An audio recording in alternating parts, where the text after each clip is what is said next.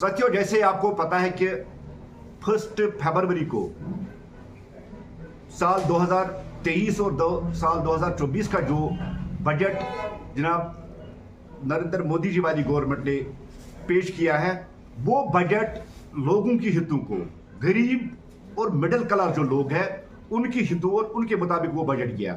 और सबसे बड़ी बात है कि ये अमृतकाल का पहला बजट है और इस बजट में जहां गरीबों, कमजोरों और मिडिल क्लास लोगों का हित का ख्याल रखा गया, वहां साथ साथ जो हमारे हार्टिकल्चर सेक्टर है या एग्रीकल्चर सेक्टर है या हमारा किचन है, जिस किचन में हमारी जो चीजें हमें काम को आती है, उन सब चीजों को मद्देनजर रखकर एक मिसाली बजट बनाया गया है। शोपियान डिस्ट्रिक्ट, या तो यहाँ ज्यादातर जो लोग वो हार्टिकल्चर के साथ रहते हैं और हार्टिकल्चर का खास ध्यान देते हुए एक दीरेना डिमांड थी कि जो केवाईसी लोन है, जिस तरह से फार्मर्स को लोन मिलता है, उस लोन को 1 साल तक छूट दे दी गई और 1 साल तक उनको रिलीफ दे दिया गया। ये एक बहुत बड़ी बात है। और दूसरी बात, जो पीएम आवास योजना के तहत जो मकान दिए जाते थे, डिमांड बहुत ज्यादा हुआ करती थी उसकी, लेकिन फंड्स उतना ज्यादा नहीं आता था।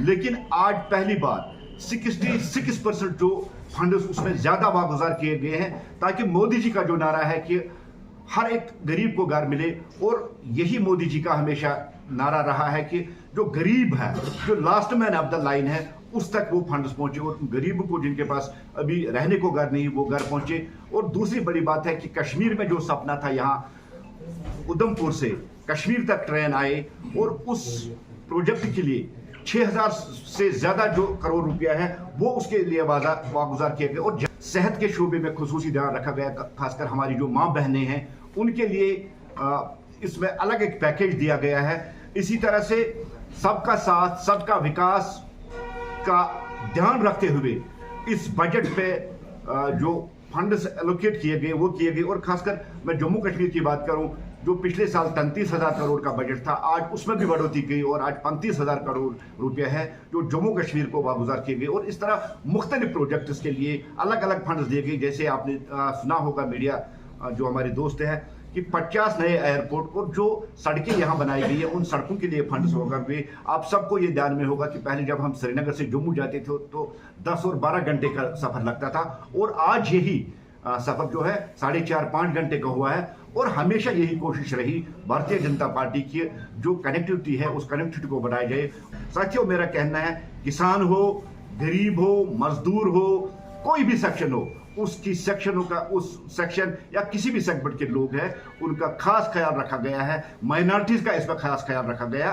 और इस बजट को हम कह सकते हैं कि एक मिसाली बजट है। तो देखिए, अभी तक गवर्नमेंट के पास ऐसा कोई प्लान है, और हमने भी बार बार जो गवर्नमेंट है उनकी नोटिस में लाया था, क्योंकि आपको याद होगा कि कोरोना काल में भी जो यहाँ बहुत ज्यादा नुकसान हुआ, खासकर इस बार जो इस साल जो मेवा बागात का बहुत ज्यादा नुकसान हुआ, और मंडियों में हमारा जो मेवा है बहुत लो कीमत में, हमने भी उनकी नोटिस में लाया। शायद इन्हीं हितों को ध्यान रखते हुए 1 साल तक उनकी छूट दी गई। लेकिन जो आपने सवाल उठाया है कि केसीसी लोन माफ किया जाए, हम गवर्नमेंट के टच में, और हम यही कोशिश कर रहे हैं कि जो गरीब किसान है, जिनके पास छोटी छोटी जमीन है, जिन्होंने इस लोन को अवेल किया है, उनको वो माफ। बिल्कुल क्लियर का डायरेक्शन है कि गरीब के साथ छेड़ा नहीं जाएगा। और जो बड़े बड़े शार्क्स है या मगरमच्छ है या सियासी वो लोग हैं जिन्होंने अपने असर रसूख का इस्तेमाल करके, या कहीं गन का इस्तेमाल करता है, या हुर्रियत के जैसे लोग हैं जिन्होंने इस जमीन को हड़प किया, जमीन का, उनको किसी भी हालत में बख्शा जाएगा। और आज मैं आपकी वसादत से ये बात आपके लोगों को पहुंचाना चाहता हूं, और मैं डीसी साहब जो शोपियान के, उनका भी शुक्रिया अदा करना चाहता हूं, क्योंकि उन्होंने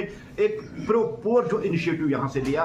परसों जो दुकानें पहले सील की थी, उनको थोड़ी सी रेंट उन्होंने अब रेंट के पर वो दुकानें भी खोल दी थी, और उसने भी यही पूरी इंश्योरेंस दी है कि हम गरीबों के साथ छेड़ेंगे, चाहे वो रामनगरी हो, चाहे वो जैनपुरा का इलाका हो, चाहे वो शोपियान का इलाका हो। जो गरीब लोग हैं, गरीबों के साथ कहीं छेड़ा नहीं। और जहां तक महबूबा मुफ्ती का इल्जाम है, देखिए, अपोजिशन पार्टियां जिन्होंने 70 साल तक यहाँ हुकूमत की, या जो पिछले 32 साल थे, जिन 32 सालों में इस जमीन को इन दलालों ने बांट लिया है अपने दोस्तों में, रिश्तेदारों में, उनमें सबसे बड़े जो नाम आते हैं वो पॉलिटिकल बाबूज है।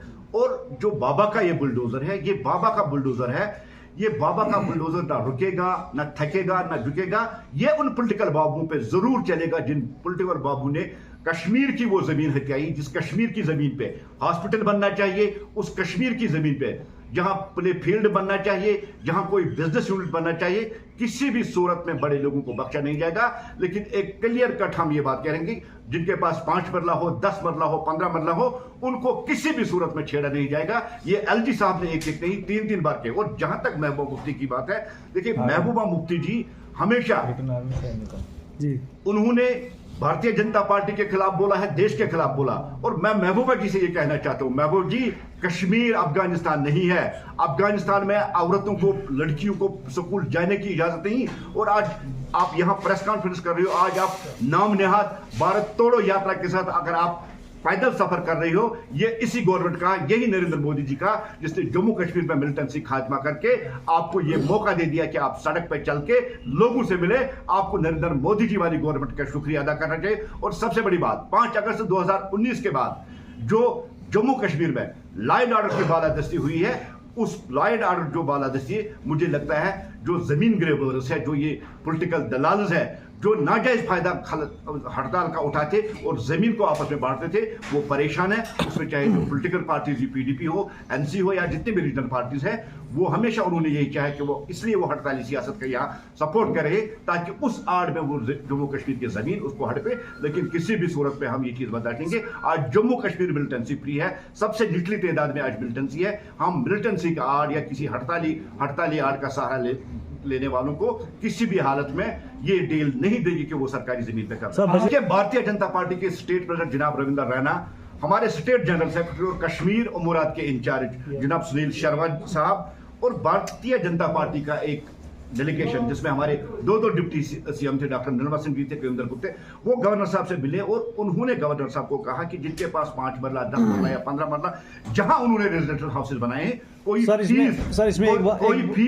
फीस लगा दी जाए और उन लोगों के साथ नहीं चलेंगे। लेकिन हम उम्मीद रखते हैं, यकीन है हमें, आने वाले कुछ दिनों में एक ऑर्डर आ जाएगा जिसमें ये होगा कि जो छोटे छोटे जमींदार हैं उनको सर एक बात जानना